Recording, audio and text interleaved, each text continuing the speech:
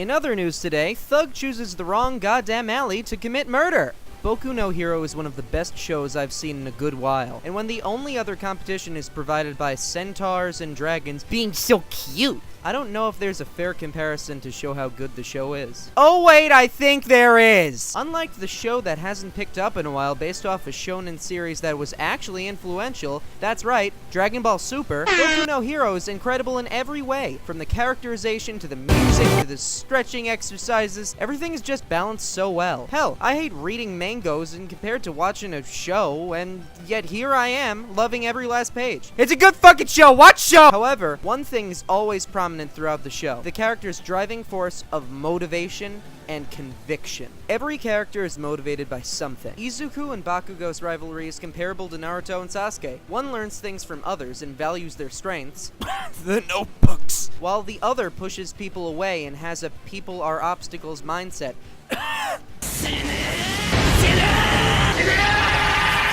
I don't really need to explain that one. There's one big difference between both rivalries, however, and that's that Bakugo and Izuku have the exact same goal: to be the best hero of all, and to be just like All Might. Yeah, well, this time around, the rivalry between edgy Red Eyes and goody Two Shoes isn't the focus here.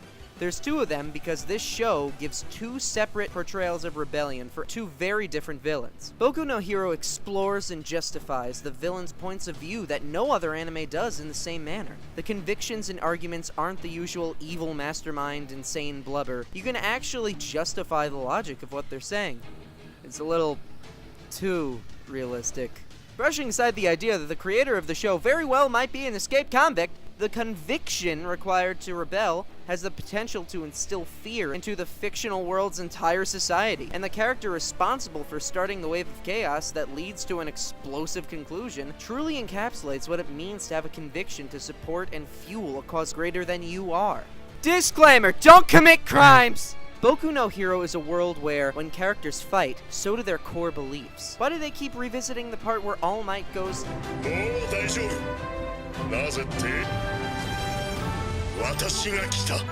It's because it sends out a message to all villains. If you want to fight, you gotta go through me first. And this whole bring it on bitch mentality is necessary for a world where everybody has powers. Because at any given time, one person can be a hero or a villain. It's estimated that 27 million people shoplift in the United States every year. In our world, not Boku no Hero. That's 1 in 11 people. Now sure, that's not a concrete fact. It's not exactly 27 million people, and yet that's what makes it worse. Those are semi-recent statistics, depending on when you're watching this, from registered retailers in America. What about the entire world? What about non-registered retailers? You know how easy crime would be with superpowers? And that's just one super crime that heroes would need to be able to stop. Anyone can be a criminal or a hero at any time. It's imperative to their world society to have a symbol of justice. Without a symbol, justice quickly falls with nobody to enforce it. Without a symbol, justice is perceived as weak, and the person who fills that role must have the motivation and morals to match the position they've been given. But what happens when there's a symbol of rebellion? Hands Man is not that simple. Shira Gareki represents a childish rebellion, scratching his neck every time things don't go his way, and expecting everything to just work out for him. He represents, at this point in the story, common rebellion. The equivalent of people who want to kill everything because their day was terrible and now they have to sit in traffic for an hour and a half. We've all been there. But why is this? Why does he seem like an immature, angry little man, rather than an actual threat? His rebellion might or might not be legitimate, but it's his actions, the fact that he never attacks on his own, makes others do his bidding, that make him appear creepy, not threatening. His conviction might not be weak, but it's unfocused. He might have a strong quirk, but everything is done for him by his mystery TV friend anyway. He can never be a symbol of rebellion as he is now. He isn't strong, he isn't impressive, and he isn't reliable. He's just a villain that will grow in strength to oppose Deku as a foil. Comparatively, Stain has already cemented himself as a symbol of vengeance and rebellion. Looks like if society was a carpet, he made a stain on it! Even though he got his Ninja Turtle looking ass handed to him, Stain, like Deku and Bakugo, had the conviction to do what he does alone, relying only on himself. He stands to reject heroes from his very core, using his own sense of justice. and having him publicized is the worst possible outcome for the hero world. Stain doesn't do what Sasuke and Bakugo do. Identify possible allies only as obstacles or insects. When offered an opportunity to team up with Shiraguchi, he immediately attempts to kill him in order to evaluate his worth. He, too, only recognizes the strong, but not simply in physical strength, in action, intention, and conviction. He berates Tenya and compliments Izuku. He respects All Might, saying he is the only true hero and the only person fit to kill him. As long as they aren't fakes, Stain respects them. If they're bystanders, he doesn't attack them, always giving a warning to those about to get involved. He has a sense of honor and justice within his ideals that is far greater than he is. Is he a great guy? No, I wouldn't go out to get drinks with Stain of all people, but he is a threat, he is respectable, and he is powerful. He's achieved his goals. It's Stain's obsession with conviction that sets him apart from heroes and villains alike, because his conviction is the key to his success. He knows what he wants, a world of heroes, not pretty girls in it for the fame, or people with warped intentions.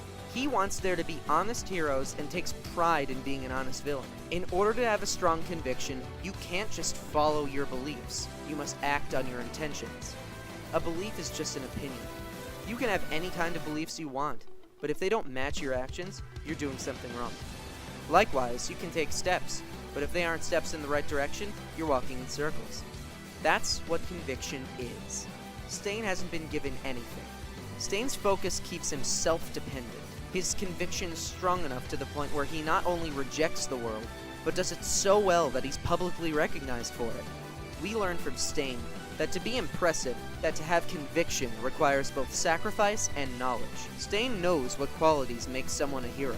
Stain is willing to put himself and others in direct danger in order to change society's viewpoint. To be truly recognized, you must not only take action, but take the right action.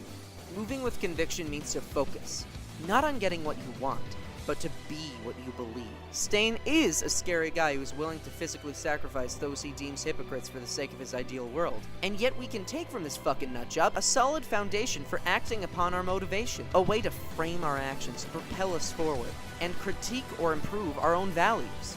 If you believe in something, you need to follow your beliefs and make it a reality. Embody what you want to do, and believe what you will become. Fake it until you make it. Don't do something for the sole purpose of making it to your end goal and becoming a success. Achieving your goal is a temporary feeling. Achieving success is not what makes one successful. The efforts behind the success is what makes one successful. If you simply do what is necessary to survive, you will fail. But if you better yourself to represent your convictions, if you truly try, you will become strong enough to make your dreams a reality on your own. Yeah. Don't actually kill people in an alley. Just act with conviction. Do not do exactly what Stain does. Disclaimer, do not kill people and then sue my ass. Oh God, no! Is he a great guy? No, I wouldn't go out to get... Fuck!